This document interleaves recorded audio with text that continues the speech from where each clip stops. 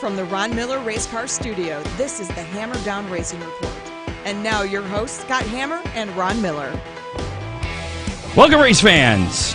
What, again? To the Hammer Down Racing Report for July 25th, Christmas in July. It is. You're listening to one of our stations today, The River, with Christmas music. Really? If you saw that. Pretty exciting, that. Exciting show for you tonight. We're just a couple minutes behind because we were out in the parking lot eating. Today is the day of the company picnic. Which is Christmas in and July. There's extra food out there, so if anybody's listening and you're in downtown Toledo, you might be able to just stop by the parking lot. Act like you know what you're doing. That's it. Just walk right up the food table. Coming at you live from the Ron Miller Race Car Studio. On Facebook, YouTube Live, Twitter, Periscope. We're on all of them. Also, make sure to follow our new Twitter. It's not really new anymore because we've been on it since like March, I think. @Hammer Report is the username for our Twitter. Or you can listen on your favorite podcasting platform, including iHeart, iTunes, Google. On the show with us tonight, defending DIRTcar Late Model National Champion Rusty Schlenk. We'll talk to him mostly about your run with the Summer Nationals, which came to an end. I think you finished 5th in points, right? Unfortunately, yes. Rusty, are you on Twitter? I am not on Twitter. Oh, well, we can't tell people how to get a hold of you on Twitter then. I can't keep up on Facebook, let alone multiple okay. social media pages. So we'll be talking to him about that and that elusive win number 200. Oh, gosh. Also on the show tonight, stopping by a little bit later, WTOL meteorologist Ryan Weekman will be joining us live in the studio to do the weekend weather pit stop and hang out with us because he hasn't gotten to do that. But he's doing the 7 o'clock newscast on Channel 36 right now. So. You know, if there's any food left, he may be a little late. He may stop out there and get some food. I don't know. Make sure to give Ron Miller Race Cars a call, 734-856-7223. Race Cars, parts, safety equipment service. My car's there getting fixed. How'd that happen, Scott? Things happen. It's called racing. Yeah. That's what people tell me. That's just racing. Right? Right, Rusty? Yeah, we had a lot of those incidences in our pit lately here, too. So I think I've got 3 of the RSR cars in the shop this week getting frame work done. So, but watching a video from a couple of weeks ago, you didn't have to replace a roof. Yeah, that was close. Oh, buddy. That was close. I don't know. Somebody's looking over for me on that one. Somebody was pushing the other way. Yeah, somebody definitely pushed that one back down out of the heavens because I thought I was going over the fence. That was the one where you got up on 2 wheels? That was not 2 wheels. That was 0 wheels. In the air? There was no wheel in touching the air ground. sideways? Yes. Okay. And it came back down. I've never been going 80 miles an hour at a 45-degree angle in the air and not flipped. We'll put it that way. I don't know how the heck that thing landed on all fours. But he did come down pretty much on the throttle. Well, yeah. Well, there was no there other damage? way. Any suspension damage? A little bit. I mean, we found some stuff that was questionable and needed replaced and bent a little bit. But I mean, for the most part, the alternative would have been a lot worse. Yeah, I mean, it held up. Everything held together. We finished the race. I think we finished 5th. I mean, we had a respectable run. It wasn't. It could have been way worse.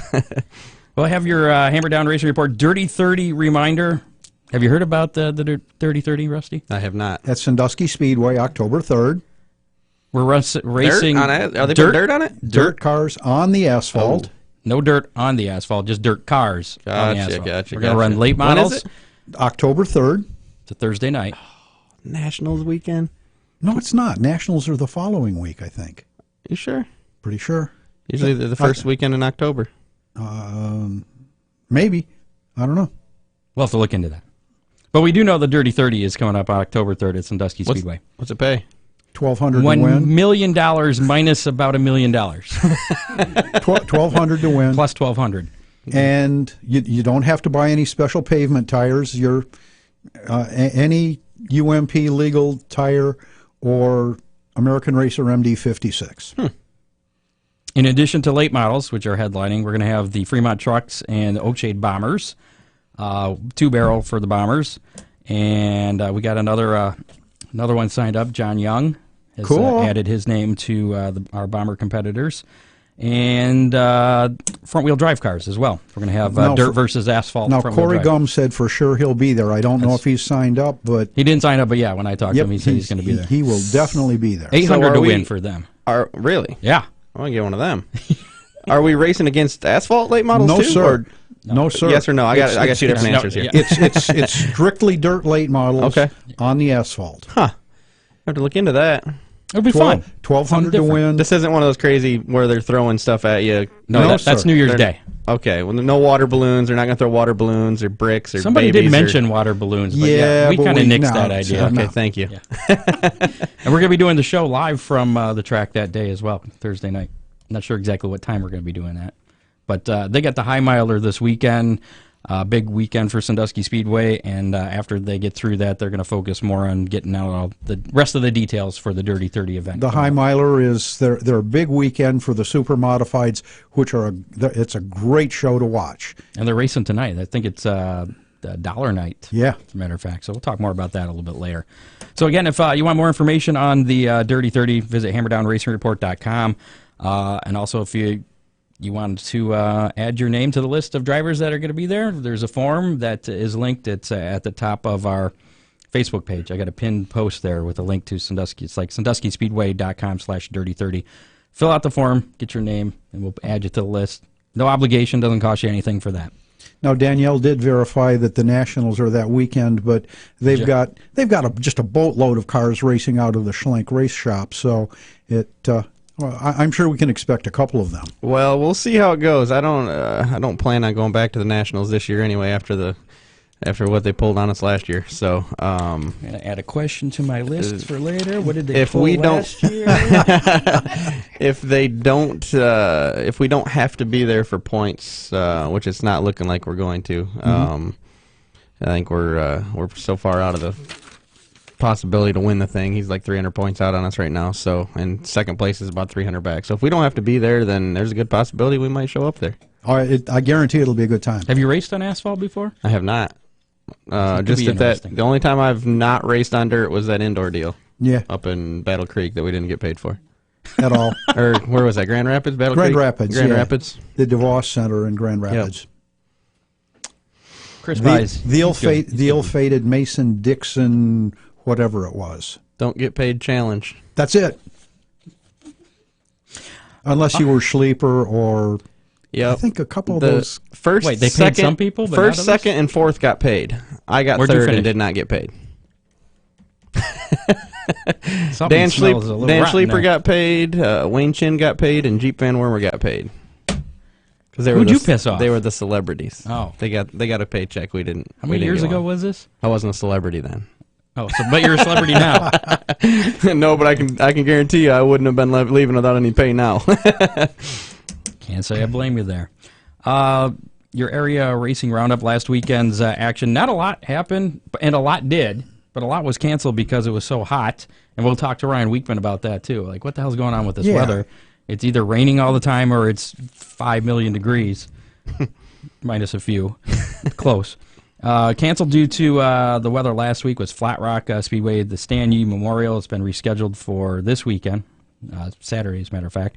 I-96 was supposed to have American Ethanol late model tour event, and that was canceled, and that will not be rescheduled. I read that. Racing that did happen, Limaland was in action. There was actually not a lot of racing scheduled for last weekend. Both Attica and Fremont were off because of the Kings Royal, I believe. Right. So. But Limaland braved the heat. Jared Horseman did a pretty cool thing. He was scheduled to start third in the NRA 360 sprint feature, but he elected to start at the tail after NRA promoter Ron Hammonds offered him a $1,000 bonus if he could win from the tail. Actually, the story goes he offered $1,000 if either the front row drivers would start at the tail and Right. win.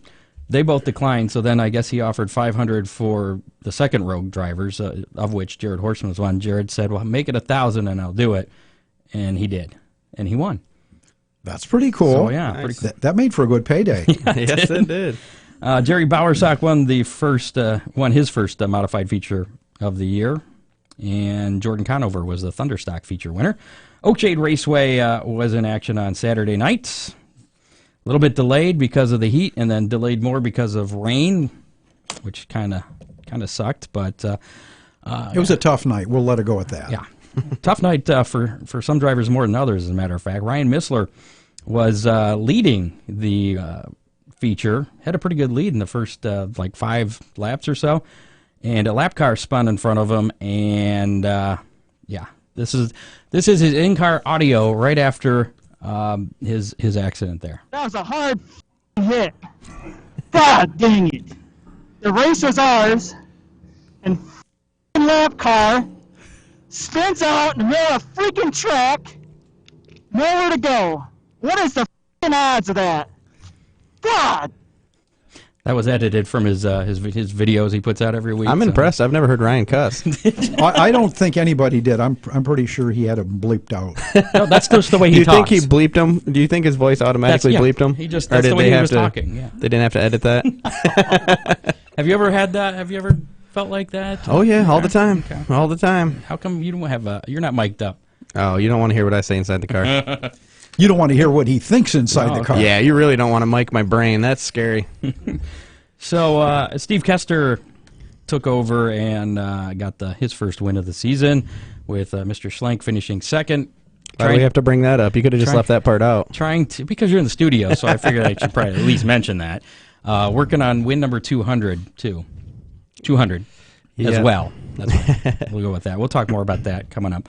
Mike Jessen was the sportsman winner at Oakshade. Jeff Oakes Jr. won his second Bomber A-Main of the year. Corey Gum also was a winner. He racked up another compact feature, and Adam Lance won the Bomber B. At Eldora, World of Outlaws, NASA Energy Drink Sprint Series.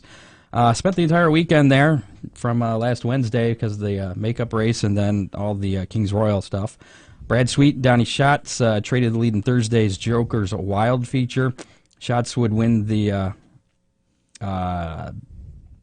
night before the Kings Royal on Friday, and Sweet took the big payday on Saturday, winning the $175,000 Kings Royal after taking the lead from Logan Schuchart on lap 26. So that's a pretty good payday. What's your biggest payday you've ever had?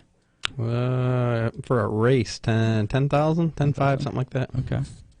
Lucas Oil late models were in action Thursday, a week ago at I-80 Speedway. Jonathan Davenport took the lead from Brandon Shepard on lap 34 to get the win.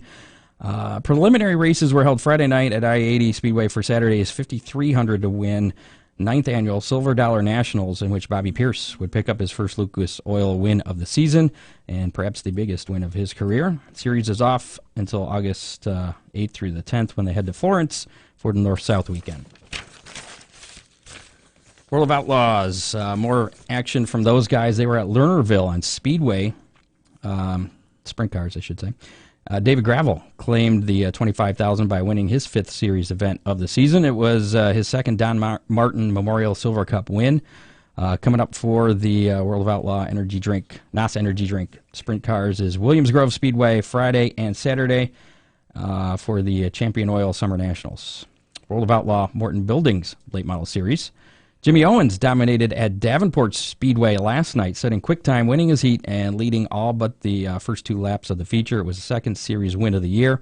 They're going to be at Fairbury American Legion Speedway in Illinois tomorrow and Saturday for the Prairie Dirt Classic, and then Monday at the Plymouth Dirt Track in Wisconsin. Tuesday is the Sundrop Shootout at Shawano Speedway in Wisconsin, and then a week from tonight is the USA Nationals at Cedar Lake Speedway.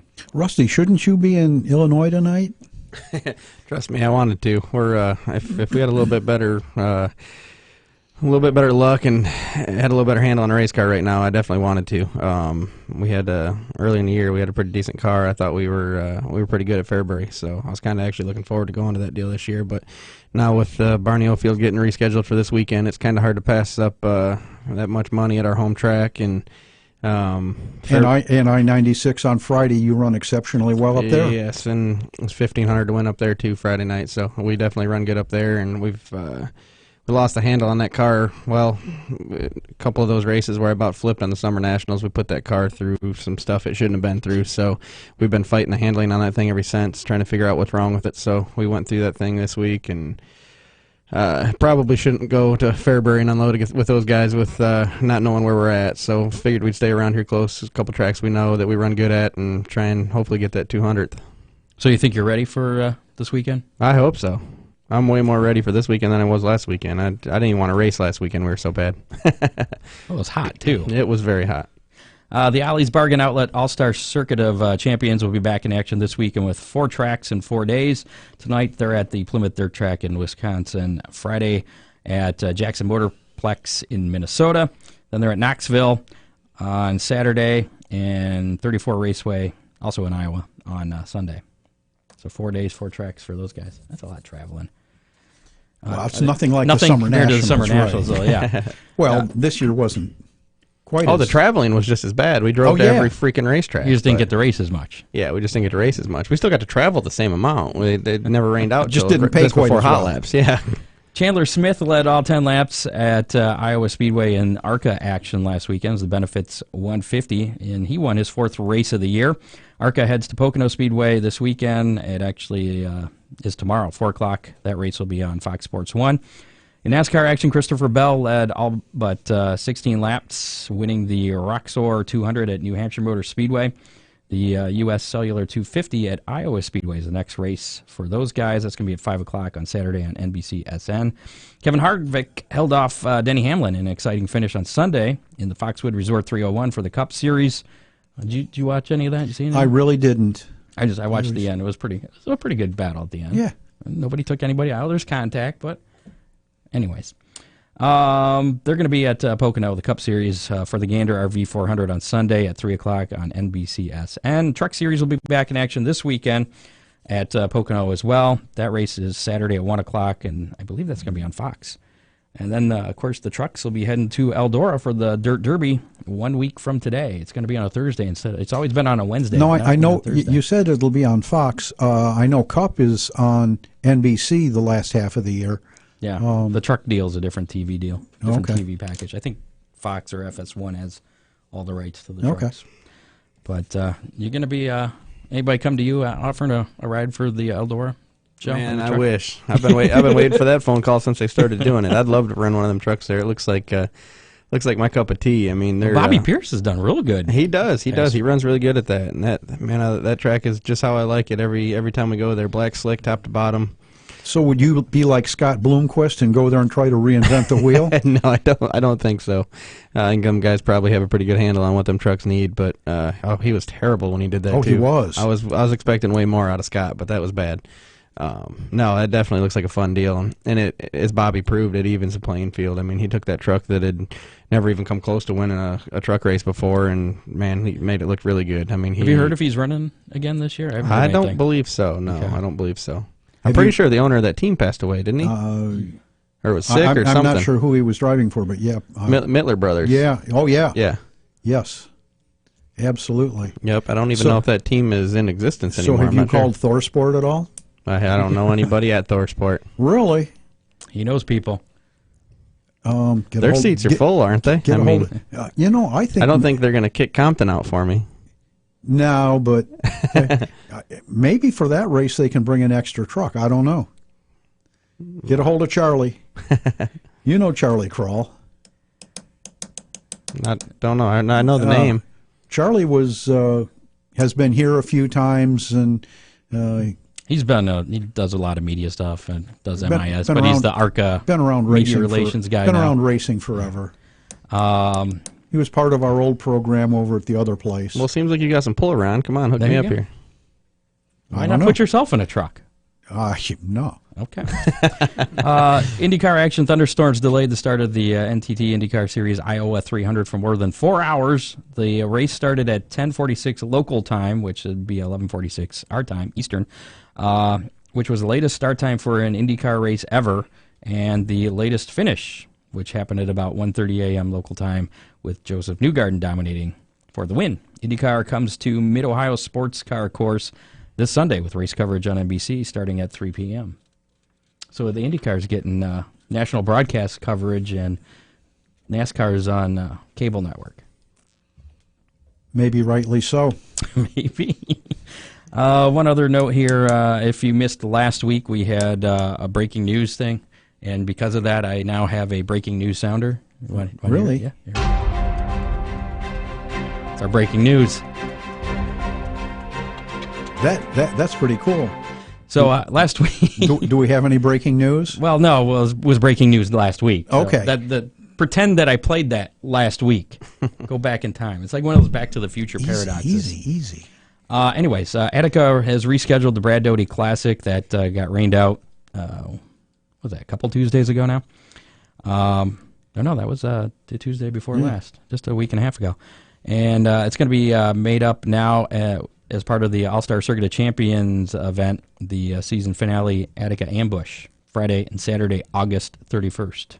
Or 30th and 31st. I'm glad they rescheduled Yeah, that. and that was cool. We talked to Brad right before A couple that, weeks too, ago, and he puts a lot of work into that, He so does. it's good that that actually gets to happen instead of all that effort just going to waste. down the drain. Practice for next year, I guess. Some other racing news before we get to Rusty here. Flat Rock, they canceled last weekend, and it was probably a good thing because those storms that we got on Saturday at Oakshade where it rained, they got hit with nearly 5 inches of rain, I think like at 4:30 Saturday afternoon. Looked like a motorboat track. Yeah, it caused a nearby creek to overflow and caused flooding all over the grounds and the track. It was pretty impressive, actually. Tri-State Speedway in Oklahoma. You may have seen a post about this we put up on our Facebook page earlier this week. They did something pretty interesting. They teched every single car after a 5,000 to win stock car show, and everyone but one car was disqualified or did not finish. Now, to be fair, some of the cars were illegal, and some of the cars finishing mid-pack or on back just never bothered to go to tech. So, as the front cars were DQ'd, they should have moved up, and they just didn't advance their position. Right. So they were the ones that were the DNS. yeah, because they didn't show up. but there were a lot of cars that were disqualified because they didn't go to tech. Only one car that did go to tech was deemed legal, and he was the winner. Seventh place winner, I believe it was. Yeah. And well, here's the track promoter and owner on that. Got some. Just listen. All of the tracks that have rules and don't enforce them, we entice people to do what they do to stay competitive. So it's on us just as much as it's on anybody else who does whatever they think they need to do to be competitive, because you're not going to come out there and not race and try to win. And if everybody else is doing something, you got to do something to try to win too. So we started at first. We got all the way down to 7th place before we found one car that did not fail the checklist, the 5 or 6 checklist. That's not saying there's something else illegal on his car or any of the other cars, but we didn't tech for every single thing there. We just teched 5 or 6 things on every car, teched everybody the exact same way. So the more on that story was, I guess they had a new shock package rule that they started this year, but they didn't have a shock dyno or some way to actually tech it until this weekend. So they told all the drivers that they were going to tech all the cars after the race, and so they were going to check for the shocks. And I don't think anybody was found illegal with the shocks. It was those other 5 or 6 other things that they decided. Yeah, to he tech said all the there was a cars for. 5-point checklist, and So, do you think more tracks need to do that? I mean, I think every track needs to do that. I've seen so much social media crap on this. People bashing the racetrack. Well, they didn't want to pay the purse, so they DQ'd everybody. I like he it. said in his in the video that I got that clip from that it wasn't the case. You know, the purse was like I think 15,000 total through the field, which he said is nothing. It's like a drop in the bucket for if you're running a track. So I mean that wasn't the case. It was just trying to but I like seeing that as a driver. I like to see that. I mean, there's people out there. There's a lot of drivers out there that they know who they are that aren't gonna. They're not going to agree with that. They don't want to get teched every week because they think they need some sort of mechanical advantage, or tire dope, whatever it may be. So you run dirt late models right now. What would you say is the biggest thing guys are doing to gain a mechanical advantage, as you said? Tire prep and spring rods is really what's going on in our sport right now. And honestly, the spring rod thing, I wish they'd just make it legal so everybody could do it. The tire dope deal, though, that I don't believe in that. I don't think that anybody should do that. The chemicals are just terrible for everybody involved. I mean, that definitely needs stopped. But it kind of upsets me that they've taken some of the ingenuity out of our sport. The spring rod thing, whoever came up with that back in the day, that'd have been ingenious. Well, and I guess the ones that are really almost undetectable now are big money. Oh yeah, they're very, very expensive. Trust me, I've looked into these things. They're you literally can't tell unless they're built inside of a swedge tube that looks like a normal 1-inch round swedge tube for a 4-bar, and Everything's hid up inside of there, and without actually cracking the jam nuts loose and taking the heims off of it, you can't physically tell that anything's going on in there. But I wish every racetrack would do it. I wish it makes me happy to look at that and go, you know what? I'm glad a racetrack finally stepped up and said, you know what? That's enough. I've been to so many racetracks that, and I'll tell you, I'm one of the people that can get away with it. I'm sure you do too, Ron. We've been around this enough that the tech guy gets to know you. He'll just wave you through. Absolutely. There's so many racetracks that do that. They just wave you right through, and they don't like, oh, it's Schlenk. He's not cheating. Wait, I said no one ever. But and it's not just me. I mean, it's a lot of us. I mean, Ron knows it. I mean, it's you get to know the tech guys, and they just wave you right through. I don't agree with that. I don't care if they tear me down every single week. I mean, tear me right down to the bare nuts and bolts. Help me put it back together when you're done. But I do not care. Like I wish more tracks would do that. Do you think time's a factor? Because I think this guy said there was like several hours that it took him to be checking all these things. Well, God bless them. And it doesn't need to happen every week. Like they did it the right way. They didn't say anything to anybody. If you show up, we could have raced 4 nights by now. You know what I mean? If fifth night of the season, the track decides to do it, it's still your responsibility as a driver to come there legal. If you show up illegal and they decide to pull everybody off to the side and tech the cars that night, I mean, yeah, it's going to take a while. You don't have to do it every week, but I've been just like that all summer. No. Oh, well, that's fine. Let's take away your points for the entire season. Yeah. Oops. Yep. That's your foot and mouth moment there. Yeah. But I think the whole purpose of it is just like what he was saying there is to, try to keep those people that are paying for these extra things to keep the costs in check for Scott, we've talked about it earlier in the year about some of the things that the dirt late models are doing with aero. There's not a car in the pits that's legal right now. So everybody should be disqualified from the Barney Oldfield on Saturday? If they actually sat down and teched us to the rule book, there's not one late model in that pits that would pass the rule book just because. Except yours, right? I build half the bodies in the pits, and I think he builds the other half. So, so you two are the culprits. But no. Oh, okay. The lack of tech inspections. Absolutely. With the platform that the chassis manufacturers give us nowadays, it's not even physically possible to hang a legal body on these race cars. I don't believe it's you'd have to cut everything off and start over. I mean, things have escalated so much. The noses are stretched, the decks are dropped. No, Rusty's absolutely right, Scott. It would be a challenge to build a legal body.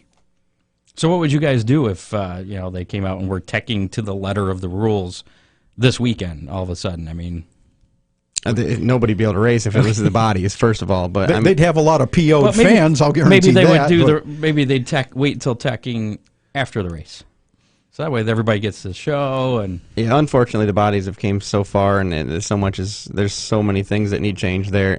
But that's the bodies to me.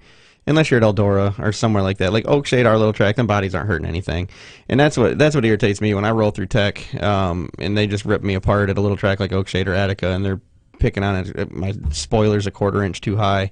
That drives me nuts. Like, get underneath the race car and look at something that actually freaking matters. That 1/4 inch on that spoiler did not win me that race. You know what I mean? Give you so much extra downforce. Yeah, I mean, there's people in the pits that we sell tire dope to every week. Let's just, you know what I mean? Like, there's people that we know are cheating, and they're worried about my dang 1/4 inch on my spoiler. Like, come on. So maybe it's something that can be addressed in the off season. That's basically what they say at the end of the season. Next year, we're going to enforce these rules to the letter. Do you think anybody would change come the opening race of the next season if they didn't tech? Or if they did tech, then would it take that to get people's attention? They can tell you whatever they want. People aren't going to do anything until you actually enforce it and scare the crap out of everybody one night and send half the field home like that place did. I guarantee everybody comes back legal next week. Scott, I tend to disagree with Rusty. What? You believe it. And we'll go back to my favorite quote from Jonathan Davenport down at East Bay, where he said he was running up behind somebody, picked up an arrow push, and it sent him over the cushion. Now, that track at Tampa and Oakshade are very similar, and he said he picked up an arrow push and it sent him over the cushion. There is no way in God's green earth that aero push and dirt late models should be used in the same No, sentence. they should not. They should not. And I really believe that even at Oakshade, that aero is an issue. And if it wasn't an issue, guys wouldn't be building, and chassis builders wouldn't be doing what they're doing. Oh, I agree. Don't get me wrong. There is, if you rip a hole in your nose piece, you're going to know it, even at Oakshade. But I guess what I'm saying is that quarter inch on the spoiler, absolutely. You know what I mean? No, Stuff like that is not going to. Yeah, It's going to make or 72 break and an us. eighth width on the spoiler. The doors. The doors kills me when they throw a tape measure underneath my door and like, hey, you're a half inch too wide on your doors. What? So? Yeah. All that's doing is keeping me from getting a flat tire. What about that gigantic dish in the right door? Let's Right. talk about Correct. that, boys and girls. Yeah, it's just those little nitpicky things that you are just not going to notice at Oakshade. I mean, don't get me wrong. Yes, our aero package needs changed for sure. What do you think would happen if the late models had to put an 18 or a 14-inch filler panel on the back, just like the Sportsmen do? What do you think that would do? Man, I don't know. On my stuff, I don't think it'd do much. I mean, if you've got your body right, and there shouldn't be air getting to that thing. I mean, that's kind of our goal. Is there's so much dirty air underneath of that race car. There's so much stuff going on under there that if you get air underneath there, it's going to upset the race car. So the goal is. I still contend that limiting the amount of air that goes under the nose and having the big area in the back to exhaust it creates a huge downforce under the back of the car. Oh, for sure. We've talked about it here. The first time I went to Syracuse, the deck on my car after the first hot lap set came in all crumbled, like somebody'd been jumping up and down on it. Yep. And that was when we determined that we needed to stiffen the decks. Yep. And the noses were fairly well sealed, especially at a mile track at Syracuse. Yeah. And I really think there's a huge amount of downforce, probably more than ever before, because we're sealing the noses to the track. Oh, yeah. And have that huge area to exhaust in the back. And I think if that huge area were closed, and maybe some Sunday we could go out. Yeah. We would need some water on that place on a Sunday to know anything, though. Yeah, I don't know. But yeah, I agree. I definitely, I think it would do something. I just don't know how much. I don't know if it'd be as big as actually pulling the spoiler off the car, or cutting the spoiler down, or just raising the nose. I think that's what needs to happen. I don't know. I've seen Bobby Pierce win races with no spoiler. Well, that's true. I actually drilled holes in my spoiler 2 weeks ago at I-96 just to get some downforce off the rear of the car. So sometimes I think knocking the spoiler off is a good thing. I feel like we've had this conversation before. We need like that. It's deja vu all over again, isn't it, Scott? You guys need to start a late model group, like Tony started with the sprint cars. Yeah? Yeah, some kind of like a focus group to kind of work things out. Anyways, didn't want to get too much more on. Is any on that beer going to tangent. be involved? Well, that's up to you guys. It's your guys' whole deal. So, before we start talking to Rusty more about the Summer Nationals, there's a couple other things I want to hit on here. Excuse me. Dinner's coming back up. Nick Harrison, crew chief for Justin Haley's Xfinity Series colleague race team, died in his sleep Saturday night after the Xfinity race at Loudon. He was just 37. 37 years old, yeah. man. That was a shocker. Yeah. And had a huge amount of friends and following. I guess there was nobody that didn't like him. Also, NASCAR has tweaked its uncontrolled tire rule from an arm's length distance. They basically got rid of that verbiage, the arm's length distance. And now tires will only be considered uncontrolled in the pits if the tire creates a safety issue or impedes or interferes with another competitor's pit stop. Tires can be rolled from the outside half of the pit box to the pit wall, but tires may not roll back to the outside half once they reach the inside half. There's a drive-through penalty for a green flag violation, and you start at the tail of the field for caution. So I know they've been complaining about that, the arm's length thing, and I don't know. So there's a change. That's for all the NASCAR series. There's a lot of things that Yeah. the teams have been whining about. Dirt late model racer Kyle Strickler is going to be driving in the truck race at Eldora next week. He's going to drive the DGR Crosley number 54 Toyota Tundra for David Gilliland. Thank you. There you go. So that's pretty cool. He deserves it. He's a wheelman. Okay. So if you've got a NASCAR truck, call Rusty. We can get you in touch with Rusty. Did you see this day? I was hesitant to even put this on my notes, but there's this thing coming up on CMT, a new show called Racing Wives. Yeah. It is following the lives of Kyle Busch, Kurt Busch, and Austin Dillon. I guess it debuts on CMT like next week or something. It looked like garbage TV, but I don't know. Danielle will probably verify that some things that happen to racing wives are X-rated and pretty crude. Yeah, I don't know if they could make a TV show at our camp. Wow. Speaking of that, you had quite a run during the Summer Nationals. You had some fun. I was reading some things off and on about some things that happened on the track and off the track. Oh, yeah, it's always an experience. But overall, how was your month running the Summer Nationals this year? It was average. I mean, we had some good runs. I think the best we finished was third. I think we ran third 3 or 4 times. Handful of top 5s, mostly all top 10s. I mean, we were just we were there. We were a decent car. Bunch of fast times. I could, for some reason, I was on point qualifying this year. We had a heck of a car to qualify. I got fast time 4 or 5 times overall, but feature time, I feel like I was just always off a little bit. Well, like I said, I think we lost something there about the second week of that deal. We on some rough tracks and stuff, and just lost the car, and we felt like we were just scraping to get back to normal the whole time. So, for the most part, I mean, I feel like we ran good. We ran respectable. Unlike last year, you wound up with a car. Yeah, and motor. We ran the same car the whole time. Motor still intact. Yep, we broke a rear end out while we were out there. We had to change a rear end. So a lot of guys did that. What was that? The rough tracks? Oh my gosh, we were on some terribly rough racetracks, and it wasn't the track's fault. I mean, the weather we had to deal with was it was crazy this year. A lot of rain, huh? Yeah. How did that affect you guys? You said it didn't affect the travel because you still traveled all over, but yeah, we probably it definitely hurt the pocketbook more this year than it did last year. At least last year, even if you had a bad night, you got some pay. You know what I mean? If you drove to the track and you got $500 in your pocket if you broke, and you get to go home, you get to go to the next track with a little bit of something. But I mean, we drove. We were in 4 different states in 4 nights and didn't get to race at all. I mean, we went from Indiana to Illinois, got rained out. Went up to Wisconsin, got rained out. Went over to Iowa, got rained out. I mean, we made it to the track every night and then got rained out and had to go to the next one. So there's a lot of travel money that we didn't get back. Ryan's here. Ryan's here. Yes. Fine. Speaking of weather, so did you take the family with you? Oh yeah, yep. Everybody came with me. This is the first time that she's actually been able to come racing with me all year. We got rid of the dairy bar we were trying to run, and I told her just to come on the road and help me. And it's definitely better having her around and having the kid around. That way, when I'm gone for a month, I got somebody to take care of me, wash my clothes, and make sure I don't stink. So what did you do on those days that you got rained out? Did you family time? We did all sorts of stuff.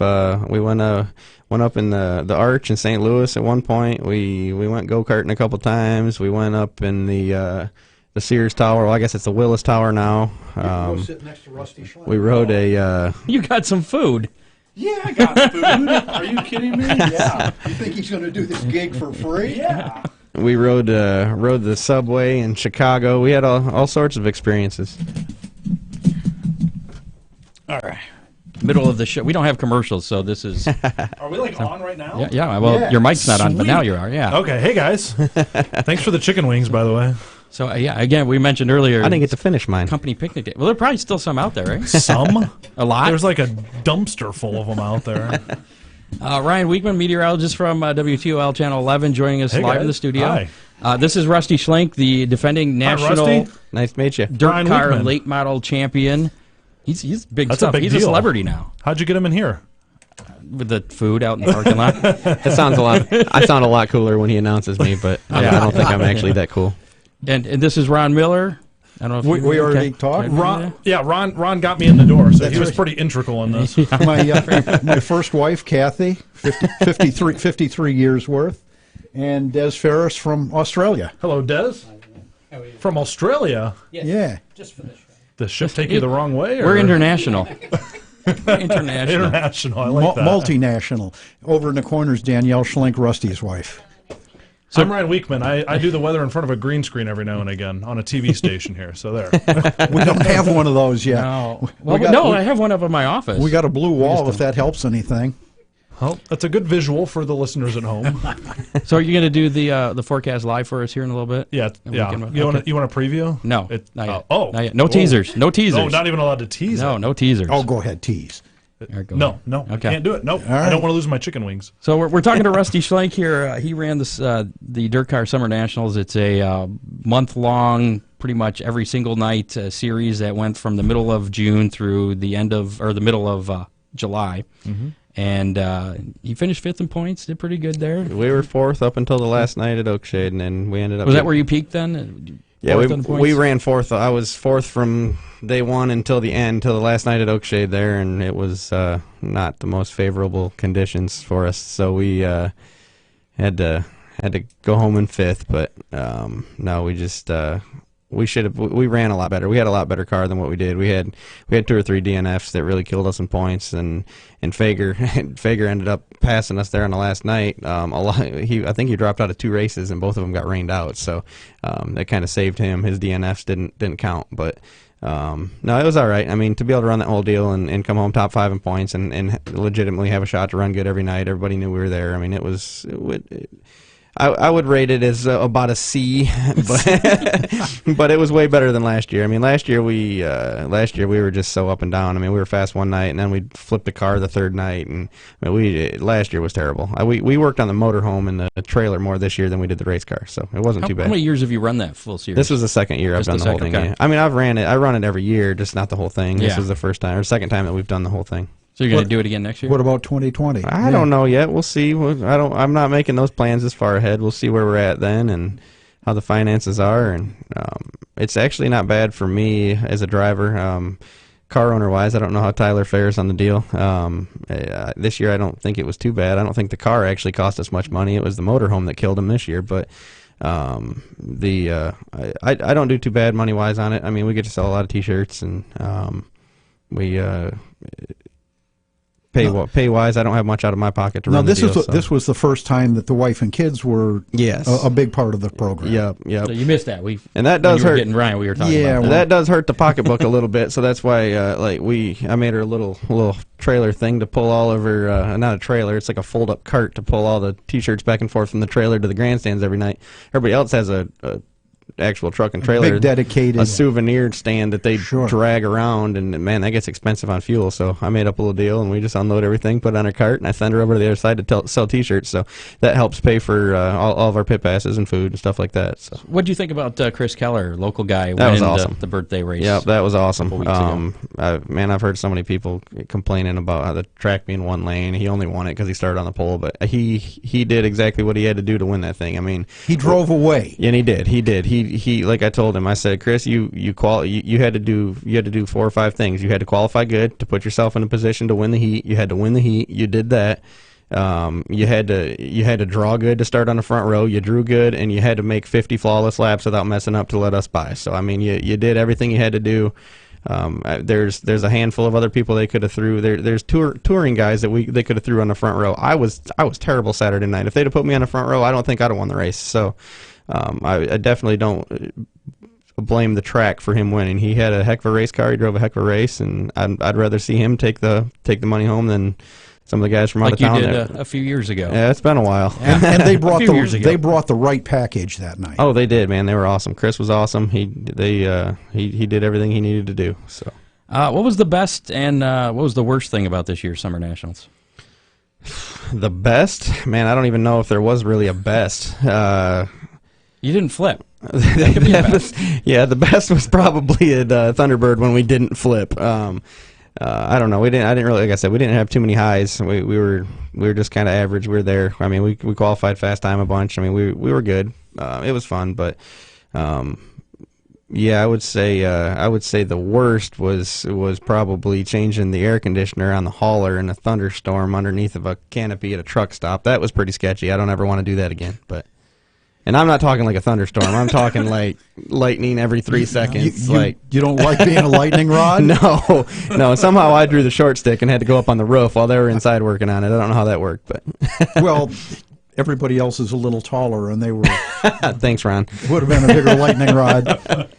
So you've been working on win number 200 for a while now. Since the week before we left for Summer Nationals. I think the first week in June, I think, is the last time we won a race. 199. And this is races overall or just late model? That's just late model. Just late model. So you got your first late model win on your 16th birthday at Oakshade. right? Yes. And your birthday was just this past weekend, so it would have been cool had you got win number 200 on Saturday. but It's going to be finished cool. second. It's going to be cooler when I win it this weekend on my stepson's birthday at the Barney O Field. So Because it pays really It pays a well. little bit way more. better. Okay. So are you predicting that? Already? I'm not. I'm just what I'm hoping for. Oh, you're hoping. And I actually won. I won my 100th victory on my son's birthday, Carter, on his second birthday at Oakshade. Wow. Your milestones are at Oakshade. Yeah, that's why. I thought the stars were all lined up last week. I'm like, man, I got my first What one happens on if my you win birthday. tomorrow at I-96, though? Then I ruin it all. Yeah. But I don't plan on losing tomorrow either, so I don't know. We'll see. You'll have to let us know. Confident. I like it. Oakshade, you can start on your third 100. There we go. It'll be the first one of the third 100. I That's like it. it. So we were talking about this a little bit earlier about running for points. You've got the national points. You won last year. You won the year before. Or you don't sound very confident in three-peating. It's looking tough this year. Brian Shirley has just been on a tear. I mean, he tore up the whole summer nationals. He kicked our butt every night. He has got his stuff figured out. And early in the season, I thought we were sitting pretty good. I mean, we definitely had a good car and we were winning some races there. But man, the weather has killed us. I think he's got 8 or 9 more races than we do in already, and he's lined up pretty good. If he decides to not follow it every week and go run bigger shows, we might have a shot at catching him. But as of now, I mean, You haven't thrown in the towel yet. No, I mean we'll still run. We'll still do our best to try and get up there. It's just it's definitely not looking as good as it did the prior 2 years. I mean, I've never been this far behind going into this part of the year. So, well, I'm going to root for you to finish second, so that we see you at the Dirty 30. No offense. No offense. Does it change your focus at all? Are you thinking now more about maybe running some bigger Oh paying, yeah, paying definitely. some bigger paying shows? Coming down towards the end of the year, if it looks like we don't have a shot at winning it, or where it doesn't really matter if we miss a UMP night, then it definitely leaves the door open for us to do some other stuff like that deal at Sandusky. I mean, not even necessarily bigger paying shows, just something that we want to go do and have fun, and we don't have to be somewhere. That sometimes that gets kind of monotonous, doing the same thing every week and not being able to go do what you want to do. So no firm plans as far as the schedule for the rest of this year? No, I plan on running the ALMS deal. That's about the only thing I actually have planned, and I think there's only 4 races left in that. I think we got maybe 2 at Oakshade and 1 at Eldora, and I think maybe 1 somewhere else, but there's only 4 races left in that. That's the only thing that I actually plan on doing is finishing out the ALMS points. You're okay in points there? We're like 9th in points, but I think we're only 30 or 40 out of the lead. So okay. Yeah, it's it's pretty doable. We can I run good at all the tracks we got left, so I think we still got a legitimate shot at winning that deal. The rest of it we'll play week by week. Now you mentioned earlier in the show that something happened at the Nationals last year. Oh God! What happened? It's just they. First of all, they. I hate talking bad about any sanctioning body or anything, but I just don't like the way they did the deal. I mean, we used to have the Nationals at Eldora, which I mean, Eldora's not my favorite racetrack. I enjoy it. It's Eldora. It's prestigious. It's a cool place to have the Nationals. They used to get it all done in 1 day. Then they went to 2 days, and now they went to 3 days. They took it away from Eldora and moved it halfway across the country to Peevely, which isn't a big deal. I love Peevely. It's one of my favorite racetracks. But they drag it out over 3 days. They charge us 3 pit passes. It's only $5,000 to win. I mean, it's just it costs so much to go run that deal. You're there for 3 days. You got hotels or whatever, food. I mean, you got all the expenses. So it's not something they did. No, then. it's not 3 separate features. No, it's one feature with, over 3 days. Oh my! Yeah, so it's just the structure of the event. Yeah, they completely just. Yeah, Sandusky's a little closer. Just saying. It makes sense for them. A 3-day show makes a lot more money for the promoter, and I mean everybody knows that you get to charge 3 pit passes. We could get in there and get it done in 1 day. Like last year, we were already all complaining. Nobody showed up. There's only 14 or 15 cars there because everybody's mad. It was a 3-day deal. Nobody wants to go run a 3-day race for $5,000. That's insane. Yeah. A 3-day race for $20,000 maybe, but for 5, that's just insane to me. So nobody went. I had to go because of points.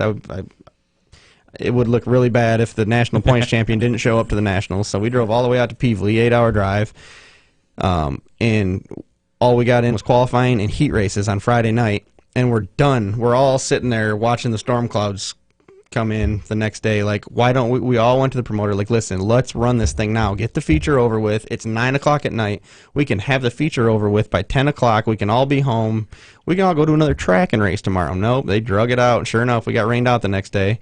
But then the fans are like, well, we're only coming Saturday for the feature, Oh, but yeah. they ran it last night. Oh, Exactly. So no big deal, whatever. I expected them to make it up. They rescheduled the race for the next spring.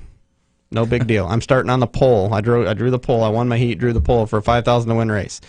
So, I mean, I'm figuring I got at least $2,500 in my pocket. I mean, it's Peevely. I run good there. I can starting on the front row. I should run first or second. I mean, we got a good payday coming, and then they canceled the whole thing, not even making it up. So not only did we drive out there for 3 days to sit there and watch it rain, now we don't get paid for it. So. Same format this year? Oh yeah, yeah. So I'm not real happy about that whole deal. So a 14-car count didn't impress them at all? Didn't make a statement? I honestly I have no answer for that, Ron. The reason the higher ups in the sport do what they do sometimes amazes me. I don't understand it at all. I don't know. During the Summer Nationals, I don't know if you guys want to talk about that. I remember reading something that happened in the stands. Did you want to talk about that? Oh, shoot, I don't care, man. Yeah, I get out of my car after the feature at Thunderbird when I about flipped. My heart's already... Which you said was the best part of the Summer Nationals. Yeah. So, not flipping was pretty awesome. But so, I mean, I'm already on an adrenaline high because of what just happened in the feature and ran top 5. So whatever. We finished the race. I was happy. Well, I got out of my car, and the first person to my car is Angie Pierce and Bobby's girlfriend. They come up to the car. They're like, hey, I need to let you know what's going on in the stands. Somebody's up there running their mouth. They were shaking their genitals in my wife's face. I mean, it got pretty ugly up there. So we rounded up the crew and headed to the grandstands. Needless to say, it got a lot uglier. Thank God they had a lot of track workers that stayed between me and the guy that was doing it because it was going to get really bad. Now, did your really big crew member go there? Oh, yeah, Matt Smith was there. Yeah, Matt was, thank God, he was in the infield for all that because I'm sure if he would have been up in the grandstands watching all that happen, I think things would have probably ended a little differently. But So has that been all worked? Is that all behind you guys now? I mean, I'm sure it's not behind us. These guys, this guy and the people he hang out with have been. They're Oakshade goers. They live around here. I think they live maybe in the Findlay area or something because I've seen them down in Findlay before too. Is it Brighton? Really? They drive that far? But I know who they are. I've seen them. I know their names. I mean, they've heckled me for years. They're your standard Rusty haters, which I don't mind. I mean, our sport needs that. We need everybody needs fans. Everybody needs haters. Everybody needs somebody to root for. That's what makes our sport awesome. But if you don't like me, I don't care. Tell me to my face. I'm good with that. Like, I really honestly don't care. It doesn't hurt my feelings. I've got just as many haters as I've got fans. That's what makes the sport go round. But when you do lewd and obnoxious things in front of my wife and bring my kids into it, that crosses the line. That definitely crosses the line. I mean, there's times for booing and cheering, which is fine. I've taught my kids if you hear boos, if they're booing dad, I don't care. It's funny. Laugh at them, cheer. If I win, clap, boo back, whatever you got to do. That's fine, but don't cuss, don't scream, don't be obnoxious, don't cause a scene. A grown man standing up shaking his genitals at my wife. I mean, thank God I wasn't there because I'd have killed him. But it was it almost got ugly. All right. Well, let's move on here. Well, hold on. I got one more story about this guy. Anybody that knows who he is. Don't transition to weather after that. By the way. We got a little buffer. Yeah, I got one more story about this guy. He was heckling me one night at Millstream, I believe it was, when they were still open. This wasn't during the Summer Nationals. Then. No, this was years ago. This was 5, 6, 7 years ago. Whenever the last race at Millstream was, we won it, I believe, that night. But it was too long ago. It was way too long ago. We need that. Somebody open that back up, by the way. Anyway, I was up in the grandstands talking to my fans, whatever. There's a group of people up there we're talking to, and this guy comes up next to me. Rusty Schlenk sucks. He's screaming from the grass hill there. Schlenk sucks. Blah blah blah. You're a cherry picker. Blah blah blah. Whatever. He's screaming. He's cussing. Well, as he turns around to walk away, he steps in a hole and tumbles all the way down the hill. So instant karma. So I'm hoping the karma bug has bit him since the last time. But the last time we had to run in with him that bad, instant karma got him. So that was pretty good. Well, karma's every bit as bad as she pretends to be. Oh, yeah. Yeah. She always gets her chance. Last week, we do this thing. We play How Many. We picked something and guess how many. That was not the right answer. Last week, we picked what the temperature was going to be at Oakshade. Oh, God, I You hope didn't not. let me finish. Saturday. It's Celsius. I think you're still way too low. I'm low. Yeah, I'm definitely low. And You're not supposed to be able to do the conversion that fast. I just know that, yeah. And I looked up Wasion's high was 95, and that's what you picked, Kathy. So Kathy was right on the money with that. So here you go. You win nothing, but yay. You go, girl. She cheated. That's her son's number. Yeah. Oh, that isn't it? Yeah. Yeah. Think about that. Well, you think she just picked that out of the blue? I did have a lady call me last week asking about what the high in Wasion was going to be, too. Ooh. What's her name, Kathy? So this week we're going to guess how many super modifieds are going to be at Sandusky. And I was going to cheat earlier and talk to Chris and see how many there were there last year because I have absolutely no idea. But that's what this week's how many is. How many super modifieds are going to be racing on Saturday at Sandusky Speedway? 22. That is exactly what I was about to say, Ron. That's not fair. Now I have to pick a new number. I'm sorry, kid. What do you got? God. What do they do on prices? What do they do on prices right? Up or down? Is it up? You can't go over. Closest without going over. There you go. So Exactly. we're going 21. Going 21, okay. Oh, yeah. Cheap shot. That's what you get for taking my number. cherry You didn't picker. want to go $1? $1. What's your guess, Ron? Well, I'm going to box them in, and I'm going to go with the prime number of 23. You never lose with a prime number. Okay. It'll be funny. You'll probably be right. Did you want in on this, Dan? That's okay. Okay. What do you think, Des? 24. Des is 24. Why don't we put him on the mic? His accent's way cooler. Oh, that'll happen. How about you, Kathy? 18. 18. Okay. Oh, there you go. That's Well, real that Price is doesn't- Right guess right there. I'm going to go with, well, hell. 21, 22, 23, 24, 25, I guess. We'll go with 25. What do you think, Chris Mize? Well, they're busy. They're racing tonight, so No, I don't that's think he's right. listening tonight. Oh, I'll bet he is. Speaking of which, let's talk about the races this weekend, and then we're going to get to the forecast Oh, let's do it. with Ryan Weekman in the studio with us tonight. Thanks for stopping by the way. I appreciate Yay. it. Finally. Sandusky Speedway in action tonight, as I just mentioned, is Fan Appreciation Night. They're running crate sprints, street stocks, 1,200 to win for them, Lake Erie stocks, Renegades, vintage cars, plus an exhibition race for the 410 sprints that'll be racing there on August 25th. I think that's a Sunday show. Gates opened, or I don't even know why I put gates open on here because that was at 4:30. Because they're already open. They started racing at 7:30, so they probably haven't gotten the features yet. Probably time to get out there. General admission's just $1 anyway, so pretty cool deal for Fan Appreciation Night tonight. Then they're back in action tomorrow night with the 42nd Annual High Miler Super Modified Nationals featuring the ISMA Super Modifieds and Modifieds that aren't so super. Gates open at 4, racing at 7:30. General admission tickets $25 tomorrow night. And then Saturday, the 42nd Annual High Miler Super Modified Nationals with the feature events. ISMA Super Modifieds going 100 laps, regular Modifieds 50 laps. Gates open at 1 o'clock on Saturday with racing at 7 p.m. General admission is $30 for Saturday at Sandusky Speedway. And So those big cars, weekend there. those cars are super cool.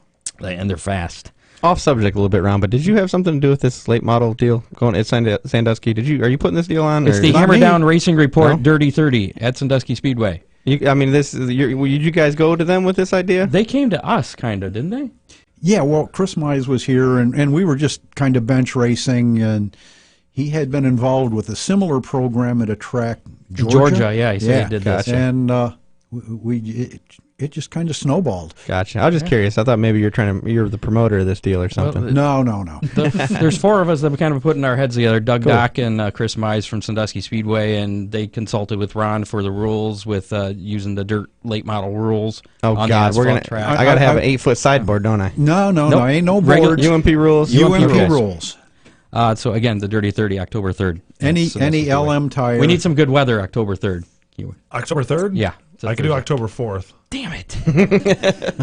Tomorrow night, Toledo Speedway will be in action with R&M Recycling, Victory Lane, Quick Oil Change, Kids Night. It's also Autograph Night and Scout Night. It is a lot of nights, all in one night tomorrow night at Toledo Speedway.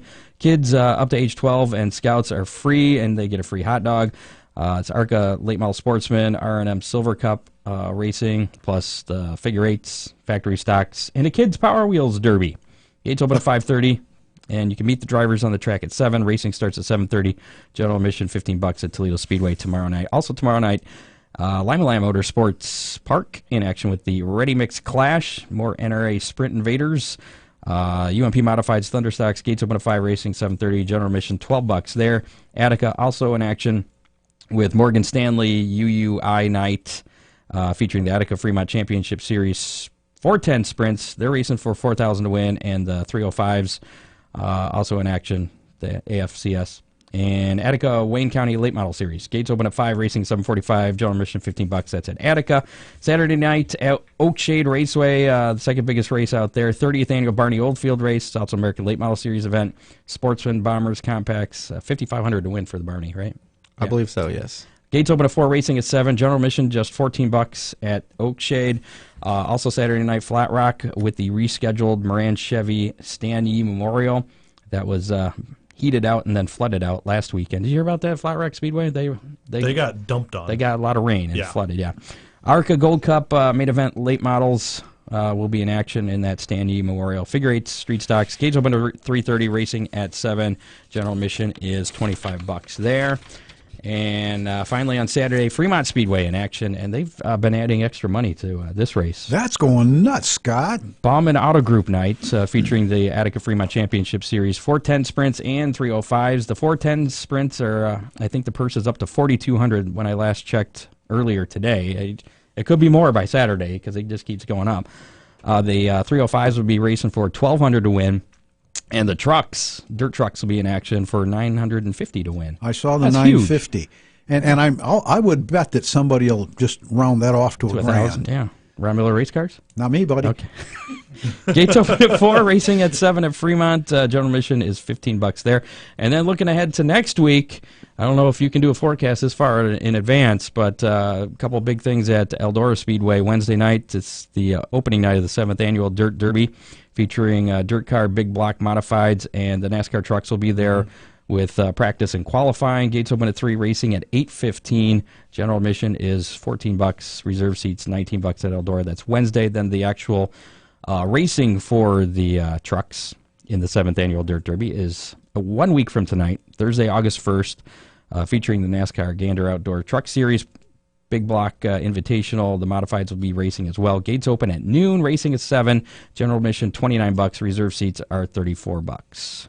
So that's next week at Is there any Eldora. Then maybe Rusty will be driving one of those trucks. any video on? I don't know if I got time to get my NASCAR license this short notice. I don't even know if I could pass the test.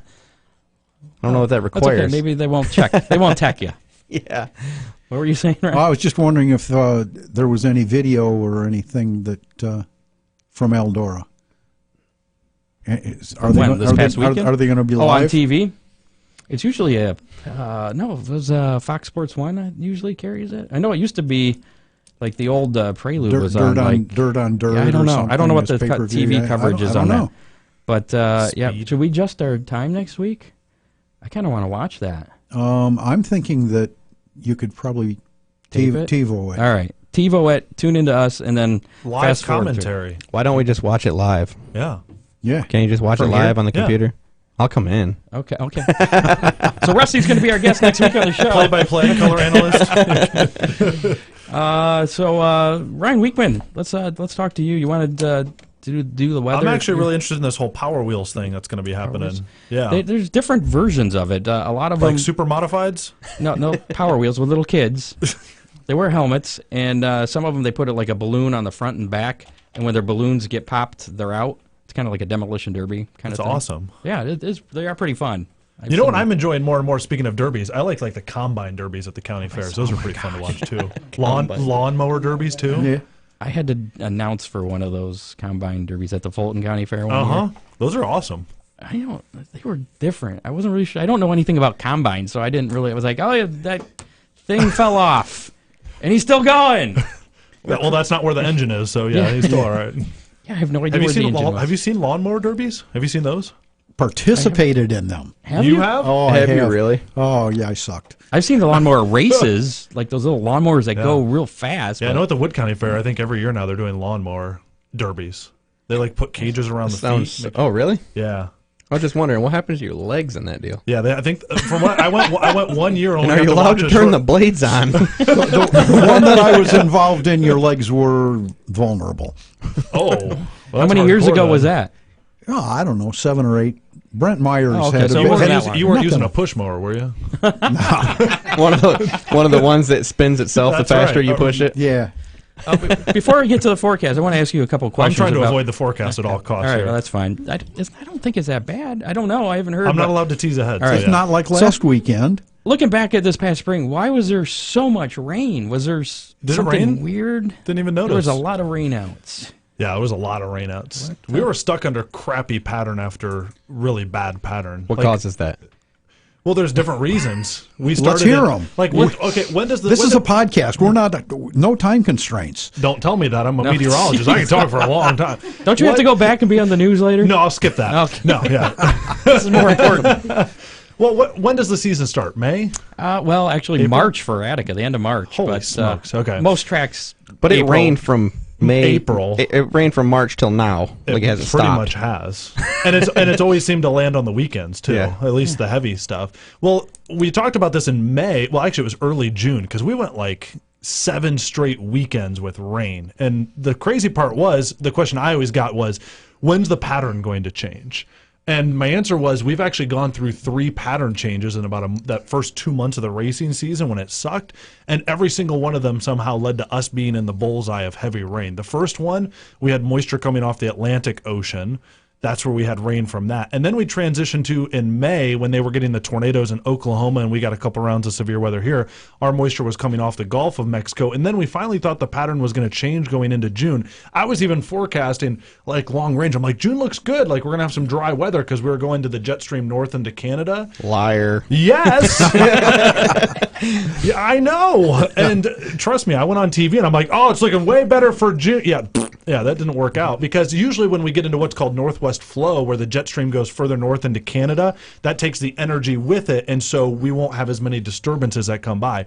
Well, it turns out the jet stream went north into Canada, and then when it got to the Great Lakes, it jumped south, which we weren't anticipating. We thought it was going to stay north of Lake Superior, so we got low pressure after low pressure after low pressure. So even through June, it was just So was this an horrendous. abnormal thing? Very, very Okay. abnormal. Like So from next year we probably won't have April 1st through June, it was the wettest stretch ever in Northwest Ohio history as far as those months are concerned. Well, and the frequency. The Lake Erie levels, all the Great Lake levels are. Yeah, and Huge. a lot of that's tied to Lake Superior. Even though we've had a ton of rain here, Lake Superior is at an all-time high, and since that one, you could fit every Great Lake into Lake Superior twice. That's how big Lake Superior is. So Okay. when that puppy's high, everybody's going to be high. It just keeps feeding the rest of the exactly other because it all goes through Lake Erie and then Niagara Falls and out. And so Lake Superior is still high. Lake Erie is going to be high for a couple of years. So I had this idea, and tell me if this would even work theoretically. Okay. Did you have a tinfoil hat on while you did this? Maybe. Okay. Take all those windmills, those big windmill farms, Yeah, mhm. instead of and turn them on so they're fans. Okay, so And we're they're doing operating in the reverse same energy Yeah, generation can here. we Okay. blow the jet stream somewhere else? How many of those windmills will it take to do that? Quite a few. I Would would we have think, to yeah. aim them up though? Well, you would too, have to you would have to aim it up, and you'd probably have to put them into oscillating mode. I would think, yeah, to really mess with the jet stream. I'll have to talk to the windmill people, see if they can do You can that. talk to the guy who thought it was a good idea that in the Great Plains they should build a wall, and that would stop tornadoes from developing. really. You're Yeah. kidding me, right? No, there was somebody who like really thought this was a thing. Like Like and how it big was- of a wall are we talking? It was like a 20 to 30 foot wall. He thought that would be sufficient, and he like even published a scientific paper on it, and he got laughed out of the room. But Another one of those tin hat days. this guy was smart. He was like almost a professor. Like he was a master's degree student in like mathematics, and somebody who's too deep okay. in the books. Yeah. So this Anyway. this past weekend was incredibly hot. Like we went from rain to just bam, full blast furnace. Yeah. Is that going to happen anymore? Are we done with that? Or? We're getting to the time of the year where that's tough. I mean, we're exiting the time of the year where we get 100-degree days. So this weekend, it looks hot, but I'm talking like 90 degrees hot. I'm not more 100 seasonable degrees. hot. Yeah, it's going to be what you would expect. And once you go into August and September, you're going to get some 90-degree days, but your 100-degree days are really hard to come by that point. How's the long-term forecast for August, September looking? Do you have any idea? No, there's no real clear-cut sign. I mean, above average, just because every month is above average now. It seems like, and so rain chances. There's nothing that's glaring. You were asking about what Wednesday at Eldora? Yeah. There's going to be a cold front that comes in. Looks like it comes in Tuesday. If that thing doesn't clear Ohio and it sits, which is a possibility, Tuesday into Wednesday, that's where your rain chance could come in. But right now it looks like it'll go south and hang out more towards the Ohio River. But I'll at least say if that doesn't happen and it hangs out here in northern Ohio, there'll be rain chances for Wednesday. So I can't guarantee dry at this point. And Eldora's big race is Thursday, so Okay. How many days in advance can Are you accurate. confidently say that predict the forecast? It's not many. I think we're only up to like 94 days in a row. Yeah, we can go out about 94 days. really. Inaccurate. So like 94 days from now, what's the temperature? No, gonna not be? really. I was looking at Everybody everybody's in the room was faces. trying to be so polite. I was looking at everybody's faces. I was like, Wait a I minute. was like, maybe he's not understanding the question. I know you were like. I think maybe Scott he meant believed you. hours. Scott had the, oh my God, really? Face? Well, I think AccuWeather does do like a 100-day forecast. If you go do. on their website, they'll do 100, which is just ridiculous. It's been proven that forecast is worse than if you took just the average on a yearly basis. Yeah, well, for that the day. old Farmer's Almanac, and you could usually bet against that. Yes, and I do. So, how far out can we accurately? It just depends on the weather pattern. Like this week, I was on the air Monday, and I was just like, oh my gosh, I'm going to have to do 7 straight days of, hey, it's sunny today. Hey, guess what it's going to be tomorrow? Sunny. Hey, it's sunny today. Guess what it's going to be tomorrow? Sunny. But that's And so- good. We like that. You can just I'm record glad a bunch you of those. do. This is what I do.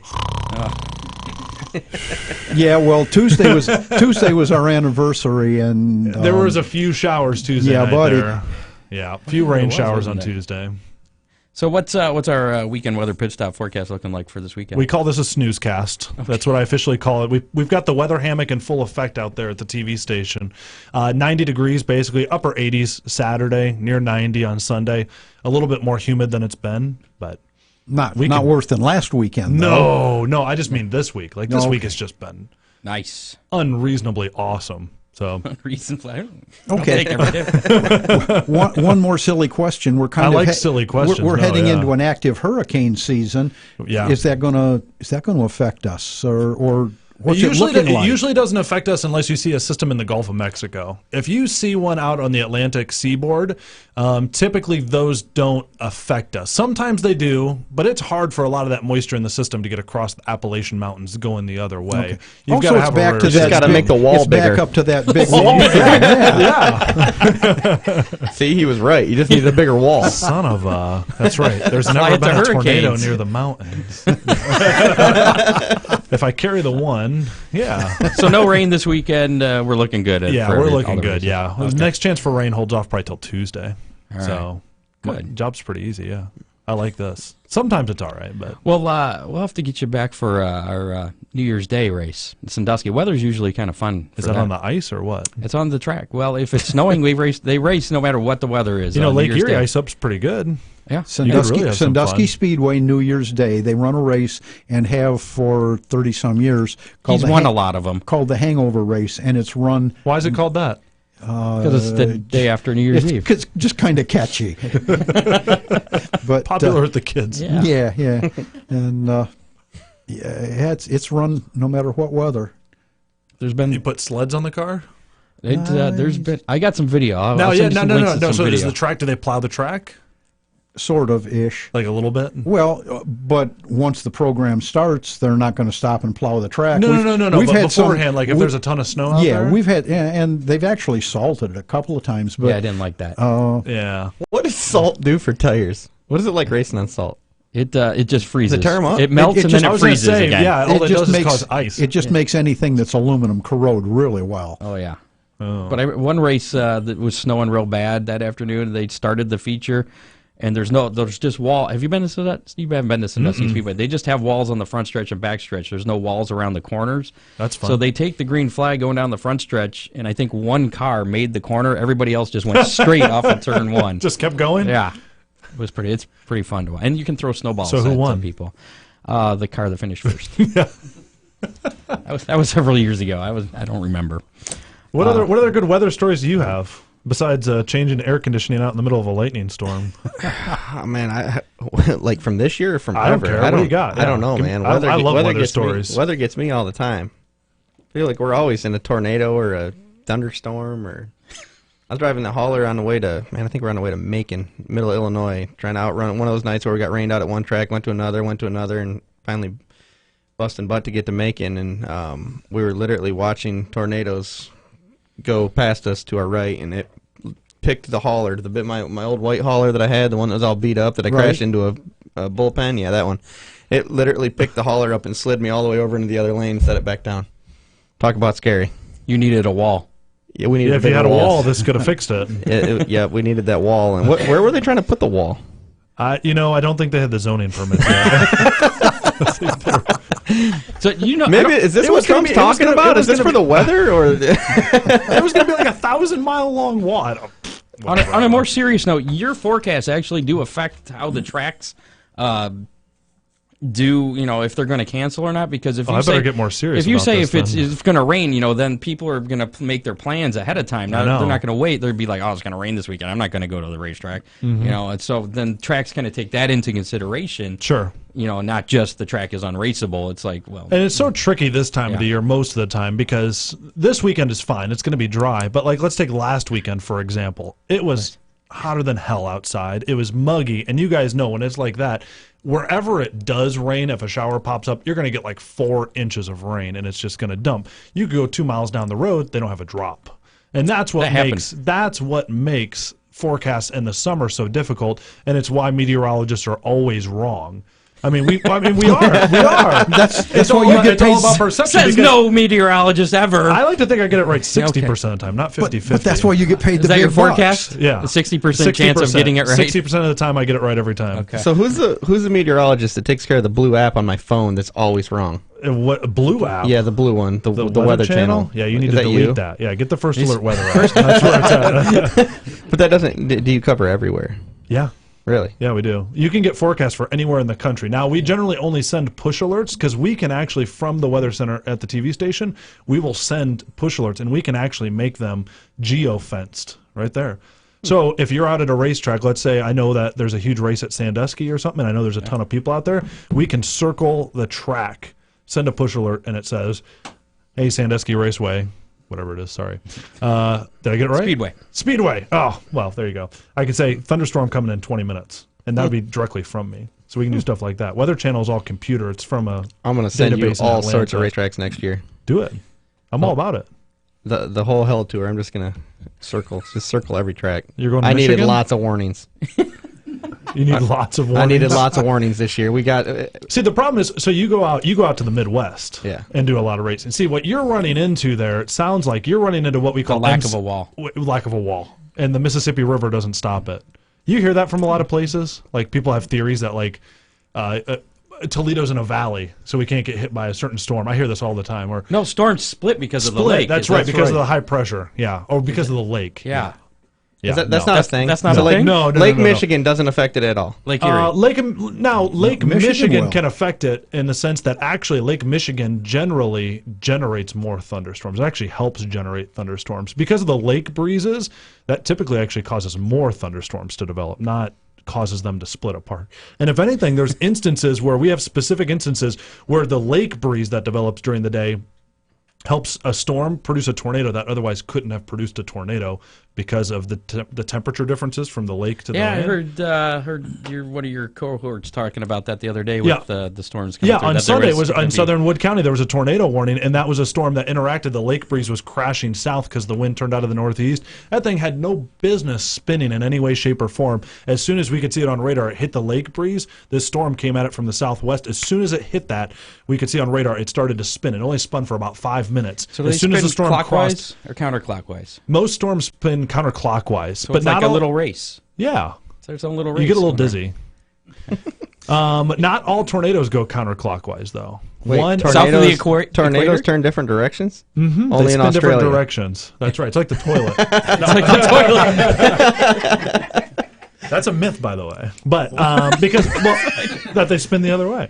The Coriolis force is what causes the curvature of the Earth. That's what causes a motion like the tornado spin clockwise or counterclockwise. Typically in the northern hemisphere, things will spin counterclockwise, but a tornado is on such a small scale that the curvature of the Earth doesn't mess with it, and so the left-hand turn. Anyway, so 1 in every 10 tornadoes typically spins clockwise instead of counterclockwise. Huh. So he's way more interesting. Why didn't we just have him on? Why did I have to talk? Wait, you got Meanwhile, your I'm looking at the Facebook Live numbers going, doo, doo, doo. Now you have a podcast that Off the radar. Yeah. We just started it back up this week, actually. Yeah, we were geek out over that. talking about putting it on iHeartRadio. Yeah, that'd got be an pretty email cool. about that. So That'd make us a big deal. yeah. Yeah. So we just go over there, we geek out. We're trying to do all sorts of new stuff on there, but But that's about weather. You guys don't talk about racing. well, we could. Why not? I'm just excited. I get to go to when I go out to St. Louis next time. All my buddies out there think that the Mississippi River is like magical. No. I can't wait to tell them like you're wrong. You're wrong, Colonel Sanders. Makes good chicken. But I worked in Quincy, Illinois. That was my first station that I raced there worked this at. year. Yeah, I'm sorry. No, shout out Hannibal, Quincy. So the Mississippi River, there were people that thought like the bluffs at Quincy would make a storm split and like break apart. Like it's one of the most incorrect things ever, because I actually have an instance of when I was storm chasing out there where a storm was doing nothing. I went out storm chasing. It was a little storm. I thought, what the heck? I had some time off. It caught up to the Mississippi River and was crossing it, and because it was super muggy, I actually saw the storm develop and get stronger as it was crossing the Mississippi River, and then went to the other side in Illinois. So if anything, again, there's times where rivers and stuff actually intensify storms. Now, Rusty's really interested in your app. The Summer Nationals, which Rusty ran all the races that were run this year, is usually 28 or so races over the course of a month. So they're going from town to town to town. You do 28 races in a month? Yes. That's called the Hell Tour. They call it the Summer Nationals What the Hell hell's Tour. wrong with you? Well, exactly. It's like 3 or 4. I think it was almost 4,000 miles. Where do you total. where's the furthest you go? Iowa. Yeah, we race like Michigan, Indiana, Ohio, Wisconsin, Illinois, Tennessee. No, we don't go to Kentucky at all, do we? No, we don't. Paducah canceled, so they don't do Kentucky anymore. Missouri, Iowa. Wow. All Midwest stuff. Over a month. Over 28 tracks in 30 How exciting days. are the interstates? We only ran 18 this year because of the weather. Because of the rain? It sounded like, too, what you were talking about last year, where you went from racetrack to racetrack trying to get a race in, you're probably getting chased by one of those big thunderstorm complexes. They're called MCSs. You can't, you're not going to outrun most of those, by the way. Just so you know. So you might as well just give up once it starts happening. We raced that night. If you see, well, good, but if you see a huge line developing like that, on radar, like let's say you're at Quincy and you look north into Iowa and you see like one of those huge bow echo lines of storms that goes from like Dubuque all the way to Kansas City sort of things. Look at where the hottest temperatures are on the map. Like if you see the hottest temperatures are up towards Chicago and Wisconsin, it's going to gravitate going that way, just so you know. If it's down towards like this St. info. Louis and Missouri, it's going to generally gravitate. Now, it's not, a set rule, but typically those thunderstorm complexes, they need more energy to sustain themselves, and they'll go into the most unstable air. And generally, the most unstable air is where it's hottest at. So they tend to dive south. So what you're saying is heat is a storm magnet. Absolutely. Well, it's what every storm eats. I think of a storm as an animal. Like Pac-Man. Yeah, well, I miss Pac-Man. Oh. Yeah. Well, I'm not sure, though, because racetracks should attract a whole lot of rain because there's a huge amount of instability around racetracks. Speaking of which, I don't think we're talking about the people, Ron. So there's this theory. I thought you were going to talk about all the hot air around them. So there's this theory that Darrell Waltrip and other people have that there's this thing called the racing vortex, where you get the cars going around the track, it creates a vortex which keeps the. This is not a real thing, right? Oh, it's a real thing. is. It's a real thing. I'm asking you whether it has any. That's one of the dumbest things I've ever heard. Sorry, I respect Darrell Waltrip, but that's stupid. If you, in his defense, I can honestly say I have never been rained out while the cars were under green flag. Every time I get rained out at a track, if it rains on me while we're racing, it's always under a yellow flag. We're always under caution. Where the vortex is All right, died then down. I'm an idiot. It's right.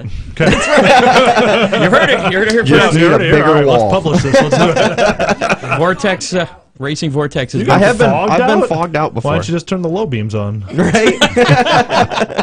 Seems pretty easy.